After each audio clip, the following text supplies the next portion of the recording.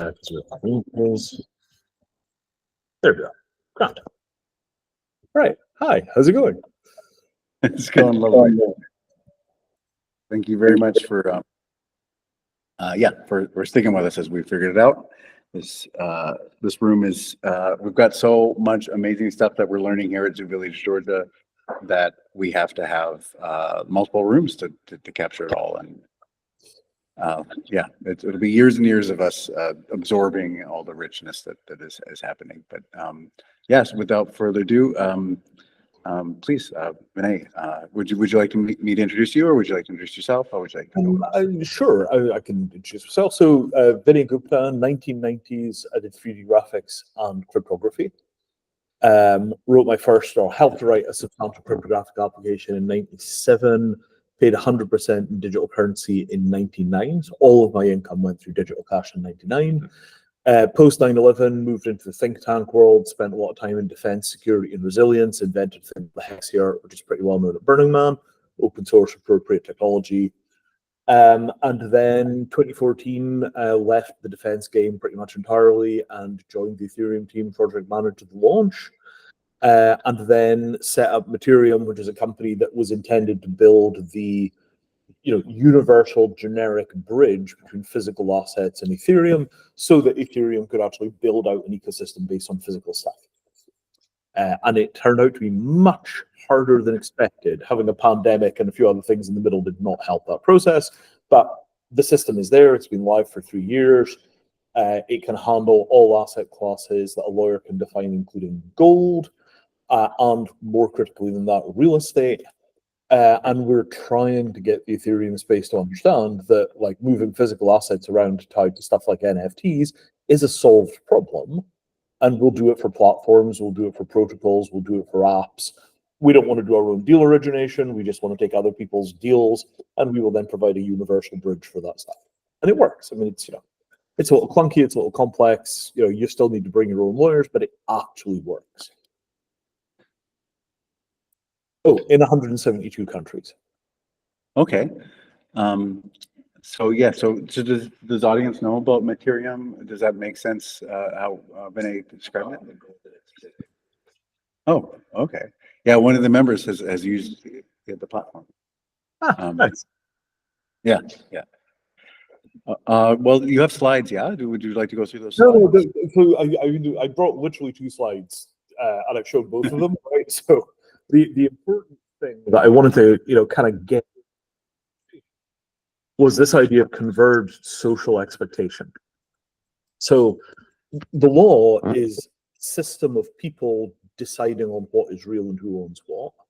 Crypto is a set of people deciding on what is real and who owns what. And those 2 systems are in conflict in some areas, just as law in one country can be in conflict with law in another country. But there are also huge areas of overlap. So, like, copyright law is pretty much universally harmonized. Patent law is pretty much universally harmonized. Similarly, it's possible to find areas where the expectations of the crypto world and the expectations of the fiat world match. And in those areas, you could get cooperation between those 2 worlds, right? Not everything in crypto has to be legitimate and enforceable in the eyes of the law to be able to still do business in those worlds. The fiat world contains a bunch of non-crypto stuff.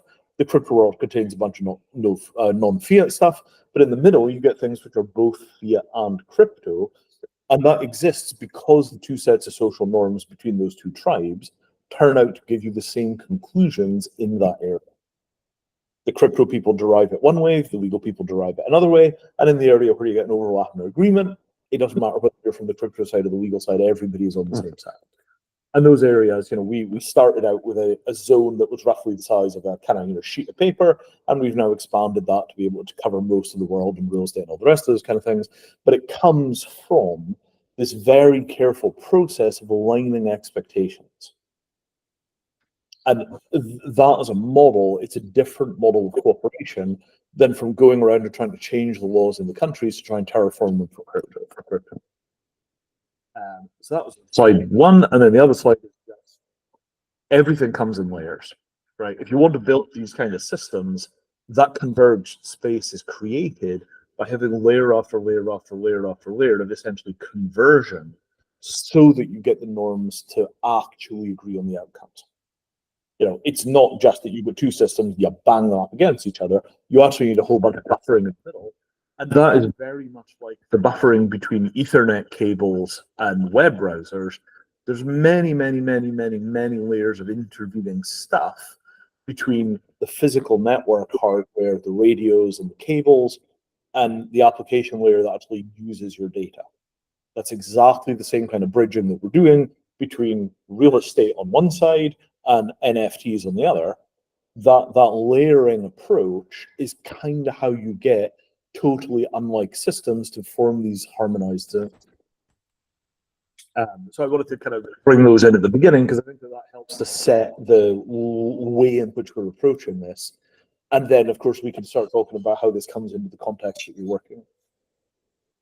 Yeah. So one question I have, and I want to make sure that we focus on DAC and all that as well, but nitty gritty legal engineering because of what you just said. This is definitely something I've thought about quite a bit, and so I'm wondering your take. But the bundle of rights and obligations with traditional property, oftentimes legalese will discuss assets and traditional property, and then they'll discuss owning digital assets as such. And so I've found that's traditional English law with writs way when that's all you could do litigation. You could do writ, and it was very, very creative at the end of that.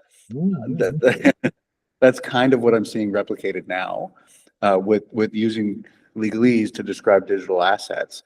And so that overlap for me, I'm trying to have it just be signatures. So when I talk about legalese, I just say, well, look, this is the aux address and it's doing e-signatures. And then I don't even describe the digital assets as a type of property.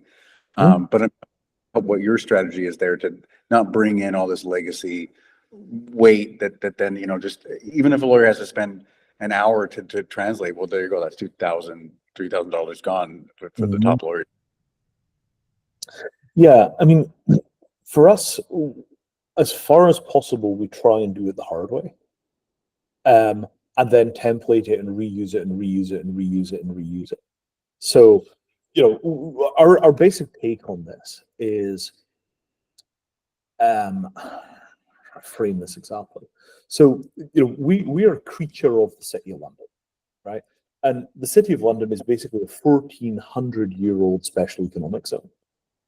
Right? In 1066, when the Norman conquest arrived and installed the current UK system, the City of London was a walled medieval city, and rather than invade the city, they just cut a deal with the city, and a treaty was signed, and then the City of London continued to be quasi-autonomous inside of England since that point. So very akin to an SPV, an SEZ, right? ZEDEZ. So the City of London approach for dealing with the nation state, they've got 1,000 years of maintaining this quasi-autonomous status, and they have a really sophisticated playbook for dealing with the nation state, right? One of the critical tools in that playbook is a written agreement. And, the term barrister comes from a class of people that lived in the pubs that were halfway between the English government and the City of London, and people from both sides would walk to those pubs or ride to those pubs, sit down, have a few drinks, make agreements, and the lawyers would then write down those agreements, and those people became known as barristers. They literally were people that worked in bars.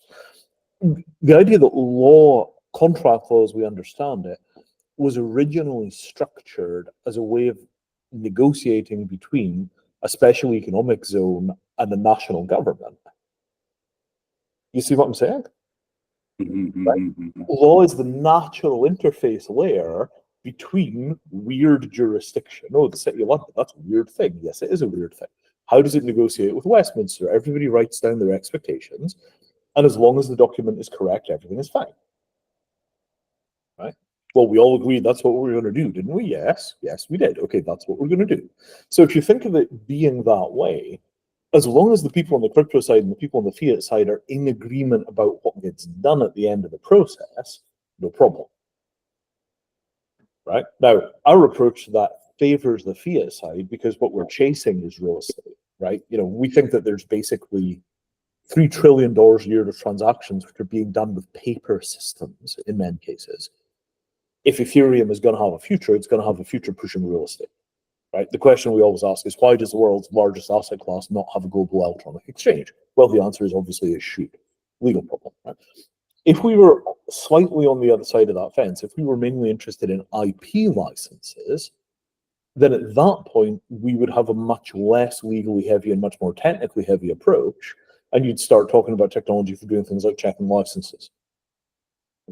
Much more lightweight, much more fluid, but because the people that we have to convince at the end of the day are real estate lawyers, it tends to be a clunkier approach. I come from entertainment law, so yeah, it makes sense actually. Yeah. So entertainment law, you know, think of how fast moving you have to be for entertainment law. Like, you need to get that stuff licensed onto t-shirts before everybody forgets who those people are. Whereas real estate, it's like, well, you know, maybe 2027, we're going to start pouring the concrete, you know, like between now and then, we got to go through this zoning process and and, you know, so you've got to work at the speed of your customers. And if you're faster than your customers, that really hurts, right? Like, you can get into all kinds of tangles, not by being too slow, but by being too quick. So yeah, and there's, as you say, burns, right? There's already rough consensus globally on how that works. So time immemorial, as far as I understand that is Henry VIII, or am I off there? Where that when Anglican Church took the crown basically took all the land, and there we go. So yeah, so that's kind of. Do you think, since you're talking real estate, is that the level we got to do, where we got the land title registry? I mean, that was pretty heavy. Yeah, I mean, so the way that I look at it is this, right?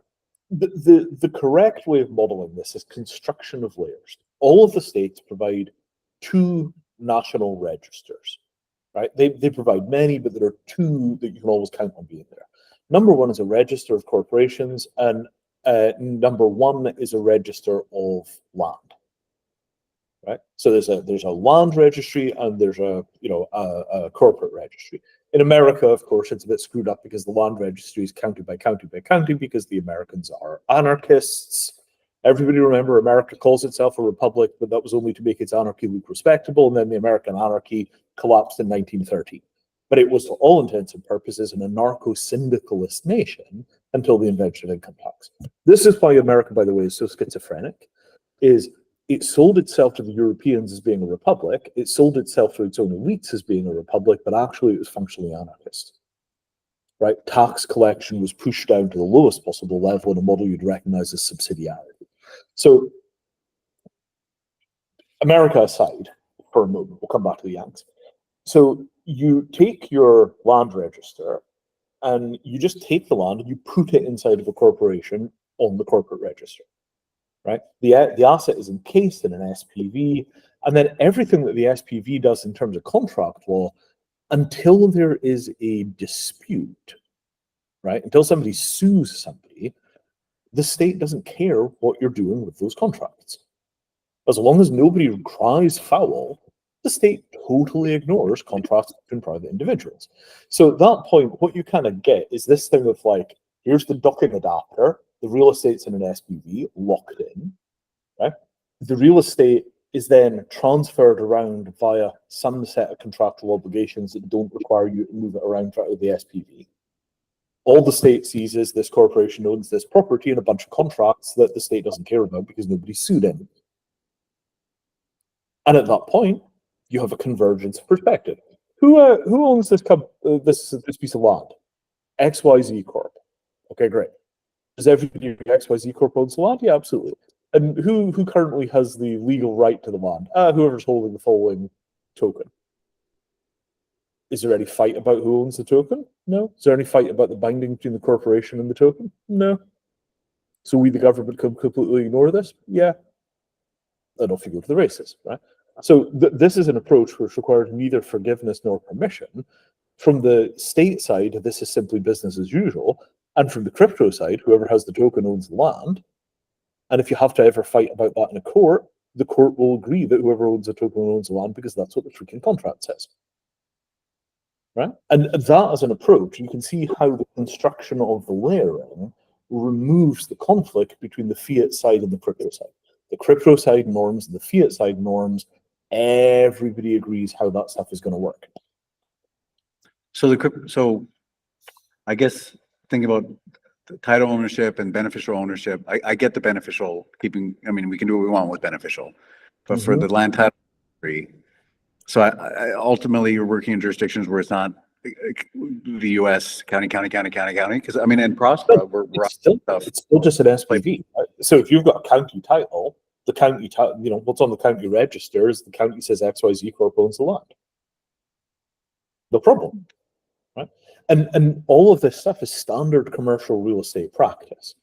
Nobody blinks when they see that a mall or a hotel is owned by a corporation. They don't blink when they see a chateau is owned by a corporation.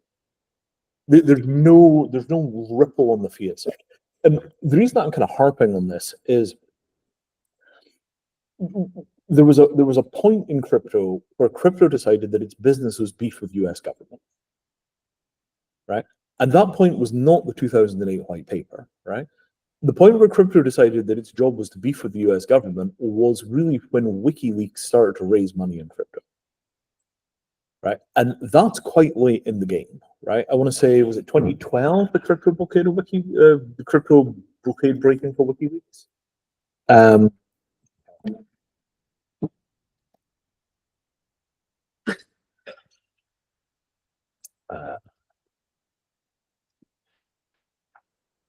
Yeah, banking blockade, 2011, banking blockade really began to kick in. So when WikiLeaks started to accept it, what you got was an enormous influx of Bitcoin supporters who were WikiLeaks people first.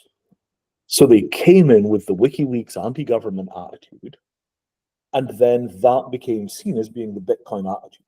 Prior to 2011, it was really a very, very anarchist-shaped project. You made Bitcoin on your laptop at home overnight. You didn't buy Bitcoin. There was no ASIC mining.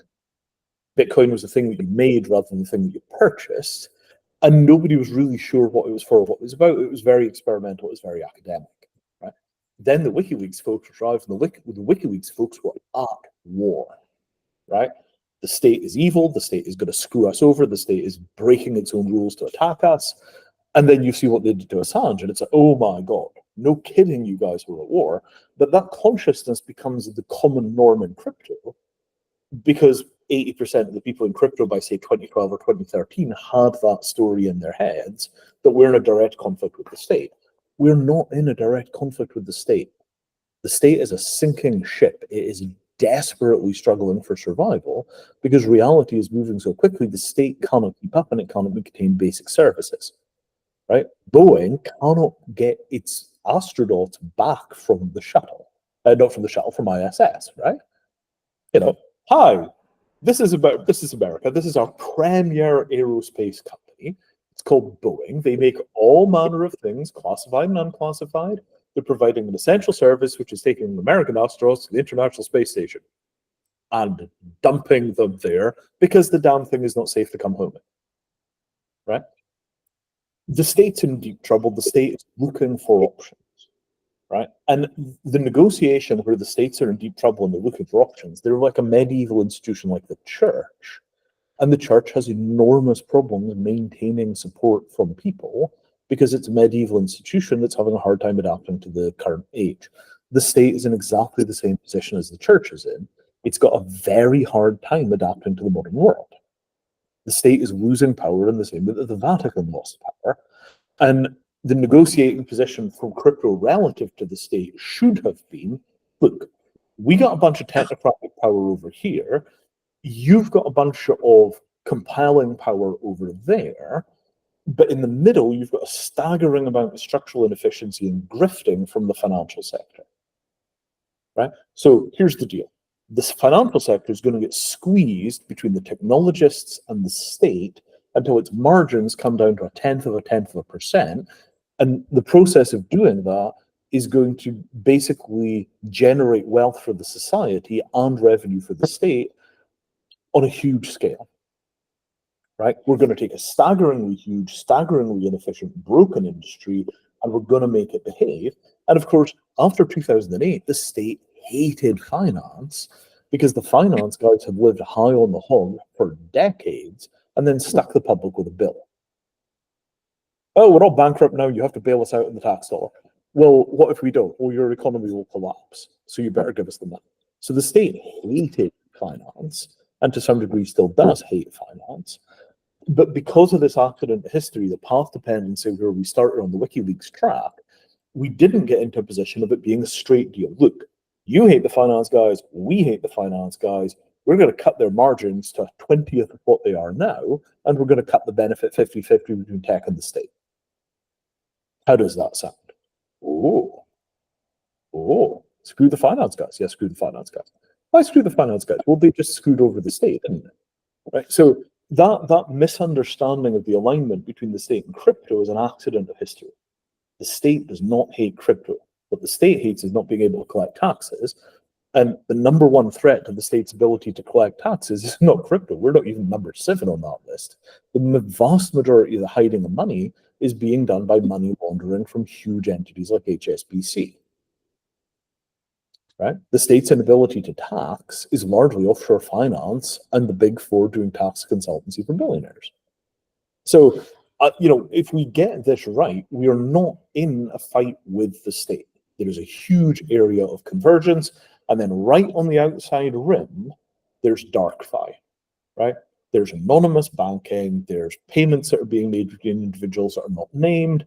There's this thin sliver on the outside of that stuff, which is a direct conflict between the money launderers and crypto for who's going to handle the black money. And this model, I'm not saying I completely believe this model or I completely agree with this model, but that is a model of how we make peace with the state. Because if we don't figure this out pretty quickly, imagine the mess that America is going to make of crypto by the time you've got the Republicans and Democrats fighting about crypto in the same way they fight about guns. Well, I mean, it's already happening. I've been doing some push that I got burned on a little bit. It's important. I guess so. I get that for distributed ledger technology and RPCs. Already, RPCs have created a huge market effects or dynamic complexity. That's brilliant.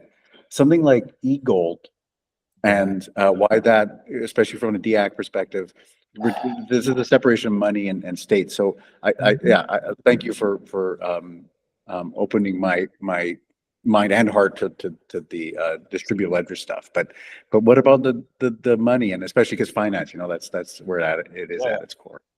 So the US government doesn't have a hostile relationship with other countries' money. They don't hate the euro. They have a little bit of grumbling about the euro, but if you take I don't know, pick some small country that has its own money, like UK pound, right? There we go. The US government does not hate the pound. They don't hate other people's money, right? Some bunch of nerds are going to make their own money. Sure enough, yeah, fine, that's a little weird. Silicon Valley's always been filled with strange people. Well, they're not really Silicon Valley. Well, I don't care. They're still nerds, right? The only reason that the US government hates Bitcoin is because Bitcoin says we're going to kill the dollar and replace it with Bitcoin. And at that point, the US government is like, well, I mean, guys, no, you're really not going to do that. No, right? But because we told them that we were their enemies, right? At that point, the state is like, well, I guess these must be the bad guys then. And off you go to the races, right? If it had just been funny-looking technology money, yeah, some tech people, they're making their own money. Oh, you mean like World of Warcraft gold? Yeah, it's exactly like that. How much of that stuff is there anyway? Oh, about $1 trillion. $1 trillion? Wow, right? We should buy some of that, right? Because there's no reason for the state to be hostile to people making their own money. Everybody, all nation states are making their own money. Adding one more funny-looking thing with a bunch of tech people making their own money, the state would never have considered that to be an issue right up until the point where it became so large that they had to start thinking about it, right? But when you've got people front and center making the tax starvation argument and framing it as, Bitcoin is going to blind the US government, blah, blah, blah, blah, blah, blah, blah, you tell them why you're the bad guys in their story, and then you get surprised when they respond to it.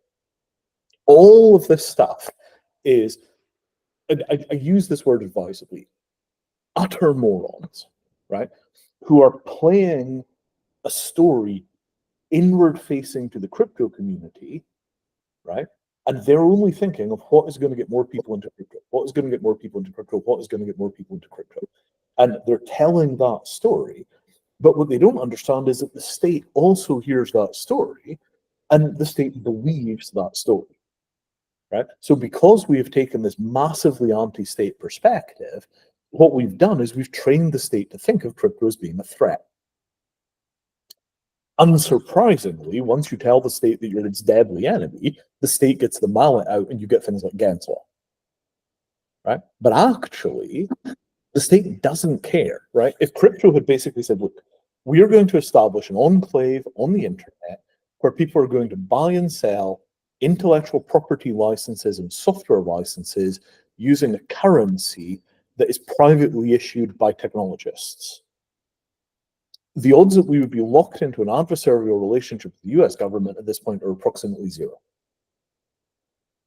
Right? They would not care. We would be slotted into the US federal model of the world, somewhere between the credit card companies and the baseball card companies. And that'd be it. Nobody would care. Right? But because the message that was used to build the base was anti-state, anti-state, anti-state, anti-state, what we've done is we've trained them to think of us as being the enemy. And now that they are trained to that, what we have is Donald Trump basically defecting and taking a massively anti-government stance, kind of largely out of desperation. Let's remember that he did this before he got shot. Right? And now we're stuck in the middle of a two-party fight in America. Right? We are not stuck in the middle of a two-party fight in Europe, and we are not stuck in the middle of a two-party fight in the UK, in London.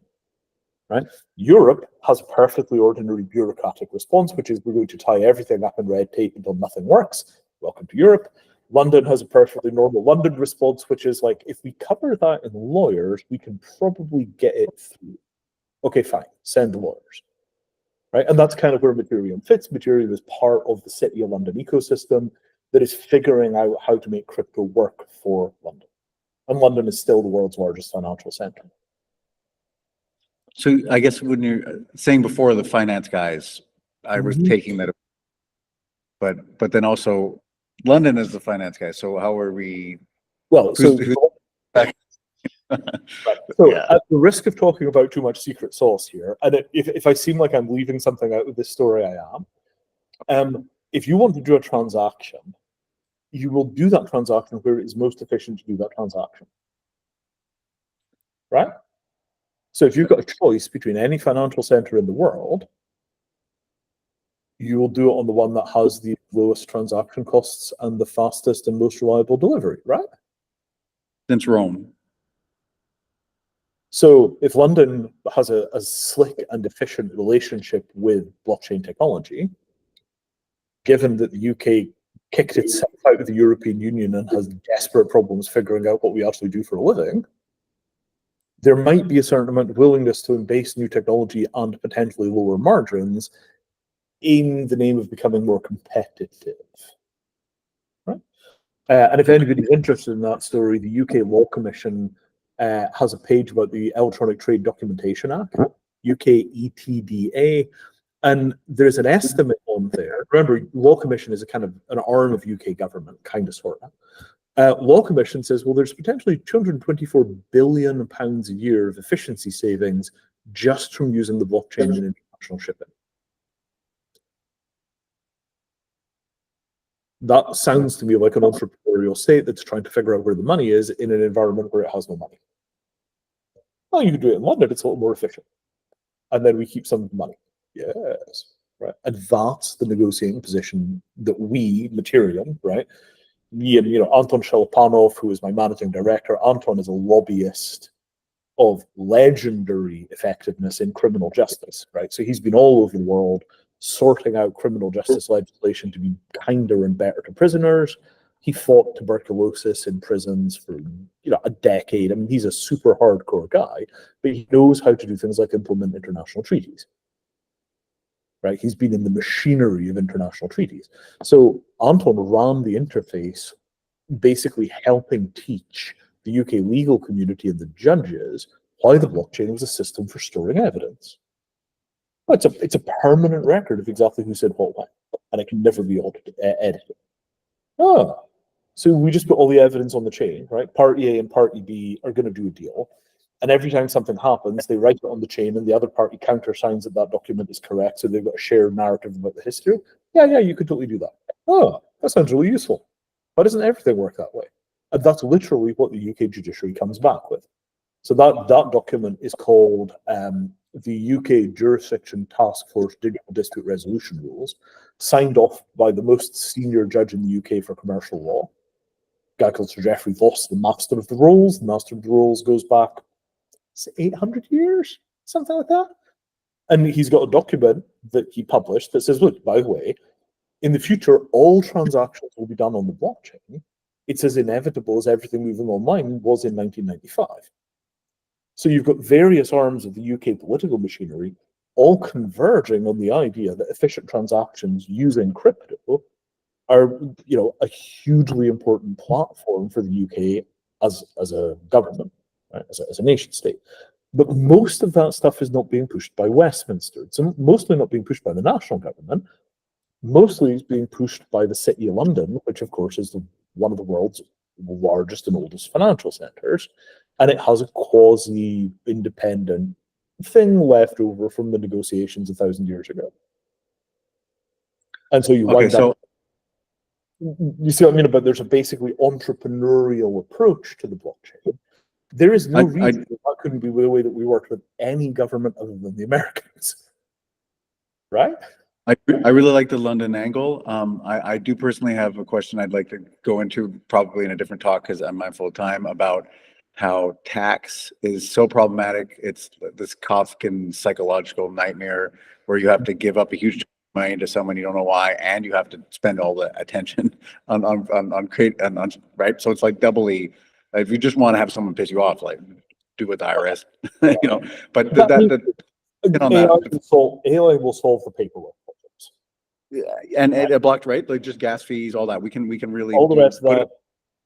Yes. So that's really key because it really is messing with the society that psych just not thinking through things. So yeah, so Kiba, what's your question? Yeah, I think I have a question. I don't know yet, but so going back to DIAC, you kind of mostly not mostly, but talk a lot about real estate and how much you helps with real estate. And the reason why I personally don't invest in real estate is because I wanted to be able to defend my assets, and that's why I like crypto because it's very cheap to defend my crypto versus property. You have to have a gun and commit violence if someone actually tries to take it from you. And so I'm sure you're aware of the Ethereum reality service, and it's this concept of having more secure chips embedded into objects to kind of prove ownership and things like that. So I'm curious, kind of what the pros and cons are of using material. I guess it's more like an abstract framework that applies to any assets versus something like a Ethereum reality service where you could prove ownership of assets, but they're more concealable or more easy to protect. Yes, so I got the question. Let me pop this up again.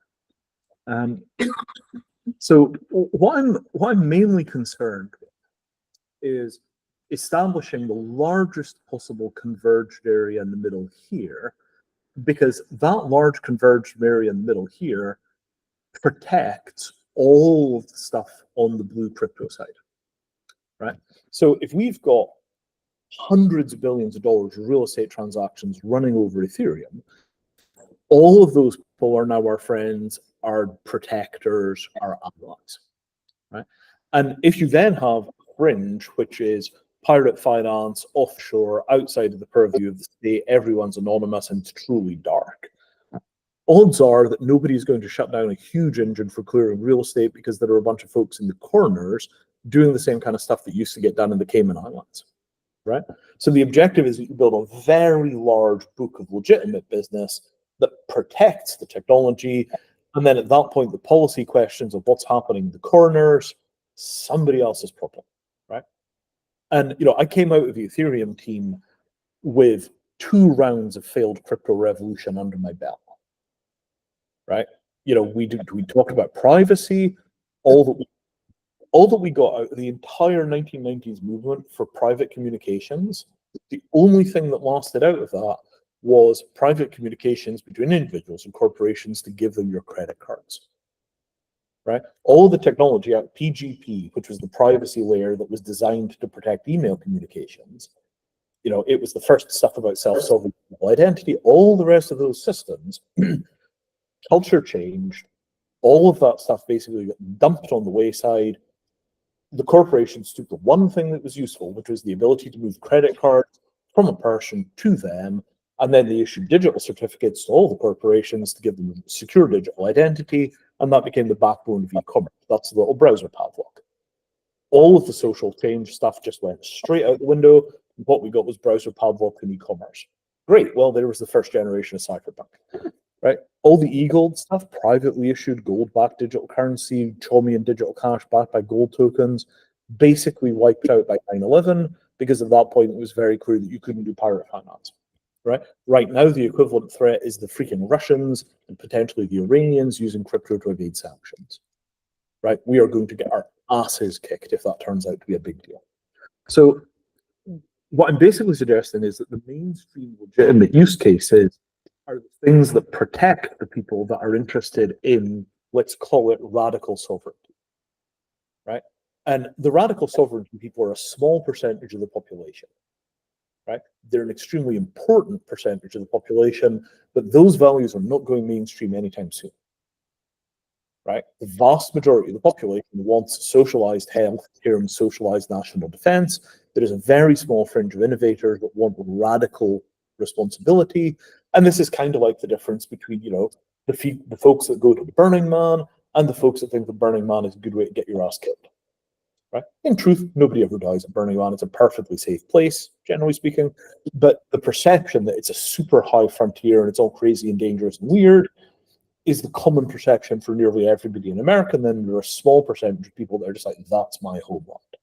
So my suggestion is that the kind of radical self-sovereignty, radical autonomy perspective is kind of in the same cultural terrain as Burning Man. It's for people that are very self-reliant and people that are very hard-headed. And it's very important that that space is there because those people are extremely important. But the mainstream just wants not to get ripped off when they buy a house. And so what we have to accept is that the kind of radical self-reliance angle on crypto is a minority sport. And the vast majority of use cases are just going to be cutting transaction costs in TradFi, which is what we should expect. Yeah, of course. Yeah. Yeah, so that definitely makes sense, like what you're saying, and especially as like a business model for Ethereum. But yeah, still going back to like the sovereign kind of individual stuff. If I can, have some chip that can cryptographically prove that I own some asset, and then use zero knowledge proofs that this asset falls under some classification or whatever, without actually revealing what I own. Like, why would I use Ethereum versus this more cryptographic use case? So I think I heard that correctly. So there is a huge amount of space for, taking assets out of this kind of converged area, wrapping them up in snarks, and then punting them across through the dark space, right? And that kind of stuff is the same sort of social structure as taking an asset and having it be owned by some offshore law firm in the Caymans, and then it's protected by Cayman's banking privacy law. It's the same kind of schema as numbered Swiss bank accounts were for the Swiss. The state tolerates a certain amount of that stuff because they use it themselves and because it's just too expensive to shut it all down. And crypto is probably the latest innovation in that fringe. But crypto cannot survive if that's all that we do.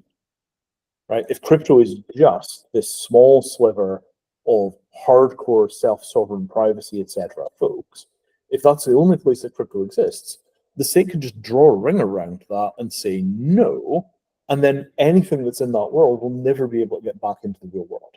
It will become tainted money permanently, and there'll be all kinds of legal consequences for touching it. What you need is for that stuff to be 0.5% of the transactions on crypto.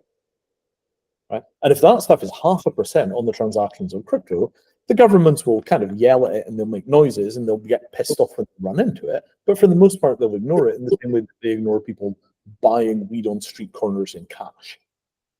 Right? The governments are happy to ignore things which are slightly dirty because everything the government touches is slightly dirty. Right? They try and buy sheets for a hospital, they're going to get ripped off one time in 25.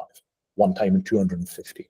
There's always a little bit of graft. There's always a little bit of corruption. You can't ever get it completely clean. The governments just live with it, right? And getting very large mainstream use cases for crypto anchors the economy, anchors the technology, anchors the value, and that's what makes a space where the kind of libertarian anarcho-capitalist fringe can live in peace and safety, right? But if we try and scale an uncapped fringe to 25 million people on American soil, we're going to wind up in a head-on confrontation with the feds.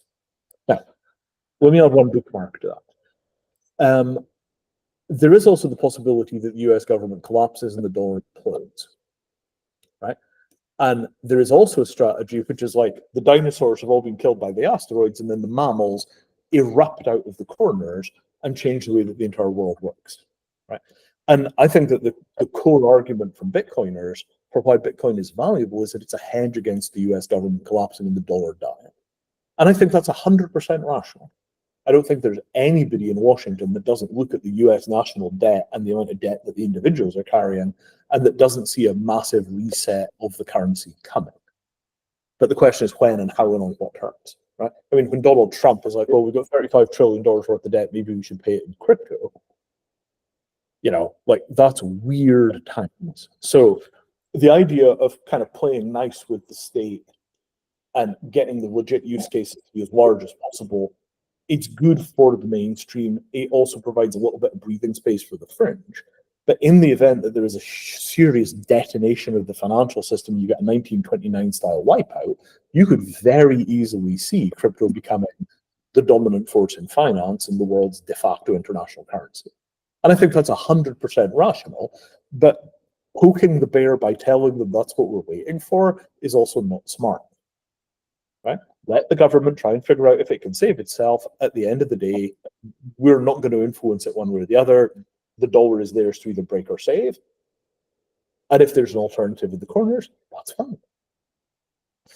So I have a similar strategy myself with I'm focusing on those RPCs right now and NFT platforms being like a harbor. And that's in part because of what we learned in entertainment with RIA going after customers because they were sharing pirating stuff. But then once we finally had a consumer class with YouTube and then people can use Pirate Bay all day long and it's fine. So get a big enough consumer class and then the more enclave groups can kind of just do what they want and so keep it. Maybe that's the answer, or again, maybe it becomes mainstream. There's another question. So let's talk about those enclaves very briefly for a second. So the scientific method was incubated in an enclave. Right? The thing we think of as science was a couple hundred people in a secret society figuring out repeatable experiments. If those enclaves go, if they're squashed culturally, progress just stops, right? So that innovator fringe protecting its own interests and building potential models in the future, it's super critical to human progress that survives. And again, we've got historical records, thousands of years of those kind of enclaves. It's very important that we don't detach ourselves from that past. We're the same people that built the Royal Society back in the day. Yeah, the Irish civilization. Yeah, that was also an enclave, right? Yeah. Yep. You made really interesting points, and none of them seem that hard to understand, especially around we need to have the masses on our side, and we need to sell a vision, a positive vision. Why, in your view, are we so bad at this, aside from the fact that we had a small group of people that had an enemy vision? And what needs to happen to get there within, let's say, the Ethereum ecosystem? Because it feels like this is really obvious stuff, even though it's sometimes not. But yeah, I just feel like, yeah, what is the hold up in us actually getting to a point of being able to communicate effectively? Could you very briefly repeat the question here, unfortunately? It's my name there that I'm performing something. Sure. Let's go. So, yeah, everything you've said makes a lot of sense to me. Oh, great. At the same time, none of it seems particularly, it seems fairly obvious stuff as well, or it should be obvious. I'm just trying to understand why you think it is that we, let's say, in the Ethereum ecosystem, are so bad at communicating the positive vision that we have for the masses. And what actually needs to happen for us to get to a point where this actually happens and that we become not the enemy. And yeah, I just like, I feel like it's very straightforward stuff in theory. And I'd love to hear your thoughts on that. Yeah, so I mean, my take on this is that Vitalik basically is Ethereum's CTO, not Ethereum's CEO.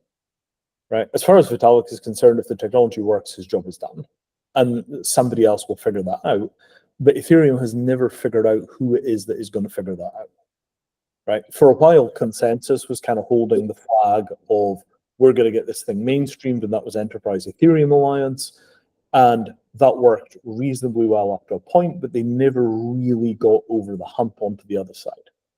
And when Enterprise Ethereum Alliance kind of stopped growing, that was kind of the last real attempt at doing outreach to the corporates in the States. And, you know, it's basically just an attribute of decentralization that to keep things extremely decentralized, Ethereum has never spoken with a single voice. But as a result, what happens is that people tell messages that work locally, but that don't work globally. So it's, yeah, it's kind of like if you're really spicy, you get attention from the wider community, and we see in social media is just, yeah. And this is exactly it, right? People take extreme polarized positions that get them up to 15, 25,000 followers on Twitter. And then at that point, they kind of stop growing at that point because that's their natural audience. And we've got maybe 500 of those people, but everybody is telling a story that gets them a small following and gives them the ability to get some local stuff done. We don't really have anybody negotiating with the American government, right? I spent years essentially in an ambassadorial relationship with the City of London Financial Centre, building out a zone of shared understanding. If anybody's interested in that stuff, internetofthings.com/. So that's a 2017 conference at which we had a whole bunch of serious law people from the UK. And those folks became, you know, kind of of the shared understanding that formed between the UK law firms, regulators. That backbone of we're all sort of speaking the same language here, that came out of I'll just share screen on this for a second. And so that's what you're suggesting needs to happen, is almost like I guess in the US that was educating the staff in lobbying speak, that kind of thing. Yeah. So we're about to get a chance to negotiate with the US government. So yeah, internetofagreements.com/law. And all the talks are on there. There's just a ton of material. Oh, wow. The audio kind of sucks. There was a problem with the audio on the main recorder, so it all came off a backup recorder. We've not actually sat down and cleaned that up with AI yet, but that might be a thing we try this year, because I think we finally got algorithms that will do a good job of it. But if you are have problems with the audio, the other conferences, the audio is pristine. The first one, something went wrong. Unbelievably annoying. So what I'm basically suggesting is this: the Democrat Republican dogs now have one end of blockchain chew toy each. Right? You know, here's your Rottweiler, here's your pit bull, here's the rubber thing in the middle that squeaks. Right? And it's exactly it's going to wrestle over this thing in the same way they wrestle over the gun lobby. The Democrats don't really want guns to go away. They just want to raise money by getting people angry about guns. Similarly, the Republicans don't really want to just abolish gun restrictions completely, because if they do that, it's no longer a campaign plan. Right? They just want it as a political football that they can kick around to extract money from the firearms lobby and to extract money from the firearms industry. And I think what they're going to do is they're going to force crypto into the same corner the gun lobby is in, and the Democrats and the Republicans will cooperate, squeeze as much money out of crypto, money and power out of crypto as they can into their own pockets. And a lot of All right. people reward that as being victory. Oh, we finally gotten the respect of the US government. Look, they're squeezing us exactly like they do the gun industry. Not the position we want to be in. Right? We want to be in a position where we are largely insulated from partisan politics. The old insulation was nobody understood crypto well enough to argue that it was important to the government. Right? Now, whether people understand crypto or not, everybody's agreed it's important to government, and it's going to turn into an absolute scrum over the course of this electoral cycle and probably over the course of the next administration. Right? And I think it's going to be very, very, very volatile between now and when the election happens, and indeed when power transfers, because the race is so close. Crypto support and crypto money, something like what, 50% of American men between 20 and 30 years old own some crypto? They're people that traditionally don't vote. The idea that you could mobilize those people to vote and donate, right? There's just a lot going on. And I think that the industry is very poorly prepared to deal with that kind of stuff because most of the people that are running those negotiations don't have any idea what government is. They're naive, so they're super aggressive. A bit of an industrial complex, if the simple made easy guys. So not complex, I'm thinking, but complex. But I can do one follow up and then we're over time. But Okay, yeah, what cool. is their fault? Yeah, what can we do? Like, what is the good scenario? How do we get it right? Like, because this is all like what's bad, like, what we have done wrong, but like, how do we get there? Yes. So I it's basically, what are your solutions? I interpreted what you just said as part of your solution set, but if you could maybe say in very clear. Sure. So here's what the is this? solution in a nutshell. It's really simple. There are two staggeringly large global industries that are pre-digitization. Real estate is one of them, and international shipping is the other. Right? Both of those industries carry trillions of dollars of transactions a year. Pre-digitization, it's all on paper, right? Sometimes that paper is emailed PDF files, but for the most part, it's pre-digitization. If crypto goes in and digitizes real estate and digitizes international shipping and solves a whole bunch of fundamental structural problems in those industries in the process, right?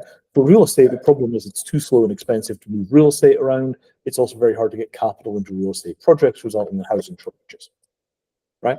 Solve those problems, everybody loves you. In shipping, the problem is how do I tell whether or not there are Chinese components in this highly sensitive medical device?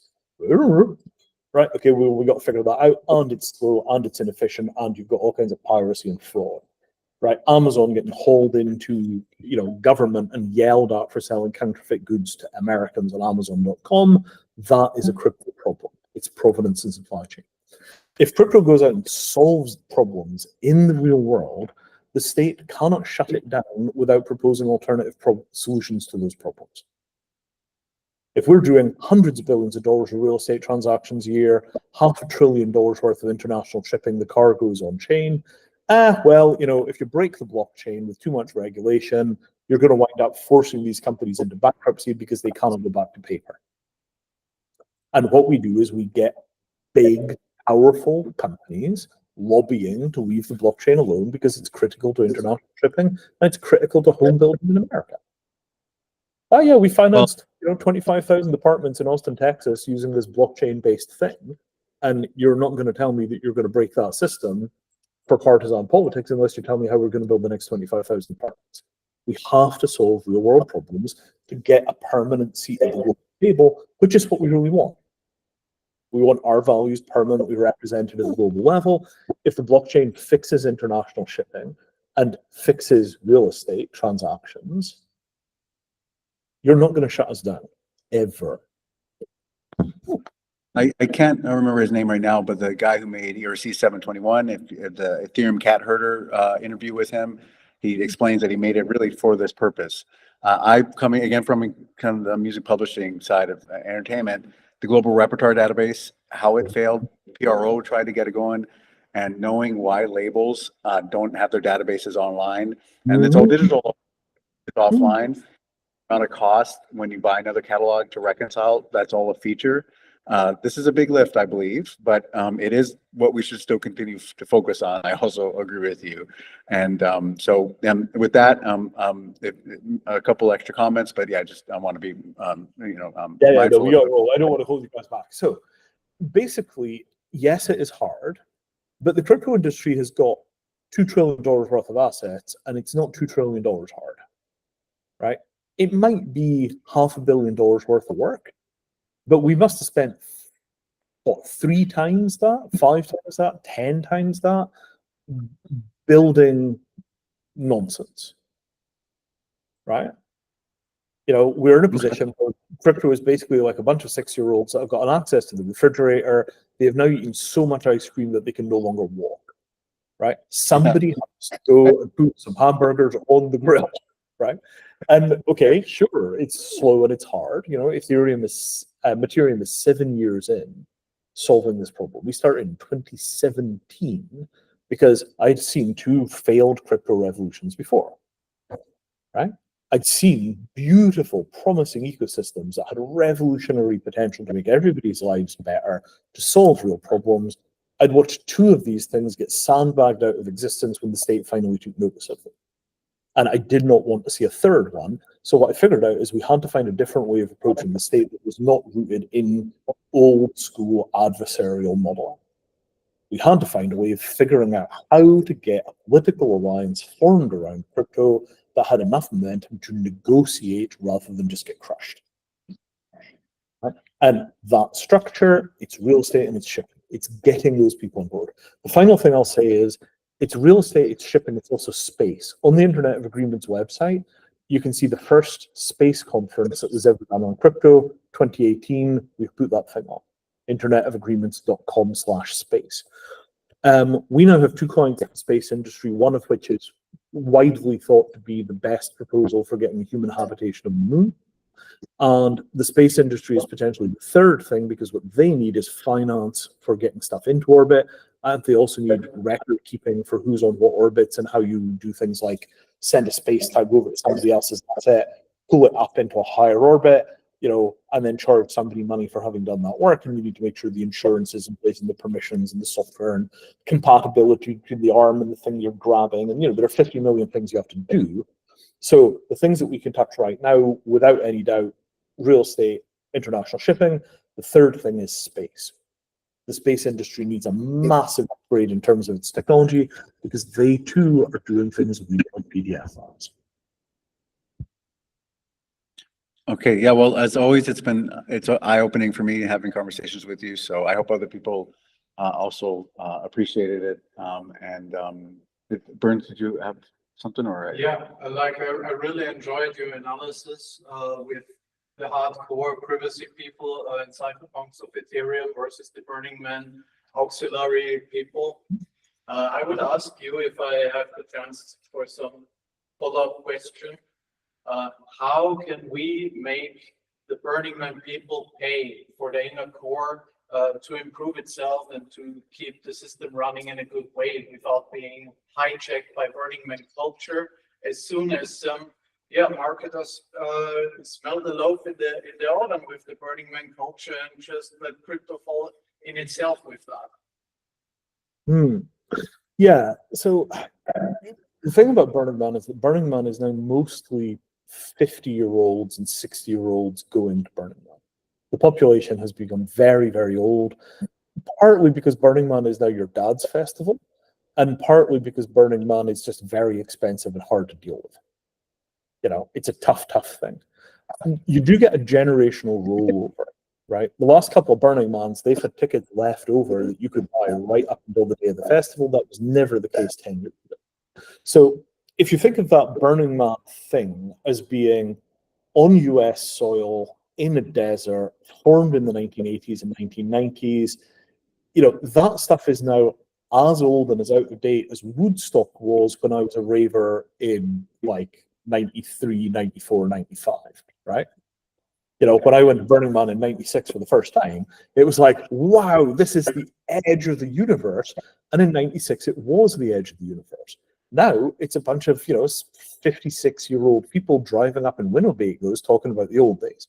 Burning Man has become what the Grateful Dead was in the 1990s, right? It's an old show. The Burners, as a culture, have lost a huge amount of momentum to things like Daisy Carnival and the rest of this kind of stuff, right? I can't remember what the big rave event is in Florida, but there's a bunch of this stuff, and it's all gone very, very mainstream. But the weird, crazy, aggressive, anarchist youth bubble fringe, that's not America now. That's Nigeria, right? What you want to look for is the societies that have an enormous number of young people, right, who are looking for meaning, they're looking for purpose, they're looking for direction, they're looking for what they're going to make their lives about. They hate the systems that keep them down. They want to know why they can't have what everybody else wants. Nigeria, right? And my prediction is that biotech is going to get Africa treatments and vaccines for the half a dozen really bad diseases that have held Africa back. Malaria is obviously the number one on that list. There are a bunch of others. I can't even remember the names of them. But horrible snail diseases, untreatable parasites, all the rest of that kind of stuff. From biotech, you get cures for those problems. And then at that point, the same kind of cultural processes that led to the 60s, that led to Burning Man, that led to raves in the 90s. I don't know if Nigerians are going to raves yet. I don't know whether they've invented something which is even more like a rave than a rave was, whether they've got some other thing that they're doing instead. But the idea that the cultures which have a lot of young people where the innovation is going to happen should shock nobody. And again, crypto is very, very, very focused on America, and America is old. It's established. Even Silicon Valley has become a static oligarchy, right? How are the demographics in Honduras? I bet it's a really young country relative to America. Right? So I would expect the massive cultural transforming power of crypto not to be felt in the established, oligarchies and plutocracies. I think it's going to be where there are an enormous number of young people that are willing to try a new thing because the old thing doesn't work for them. Burning Man in the 90s was a youth culture phenomenon. Well, I do see some parallels with Zuzulu, so that's interesting. Yeah, me the too. vibes of Zuzulu. Me too. That's what I'm saying, right? That's exactly what I'm saying. So if you think of this as, the establishment of a new generation of social experiments, you're a new generation of social experiments. Yeah. Okay. Sounds good. So I think with that we'll let you go. But I really appreciate. As always.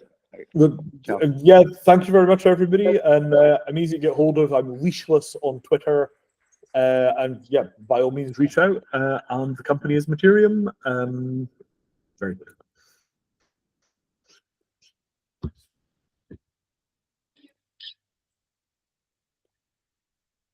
So,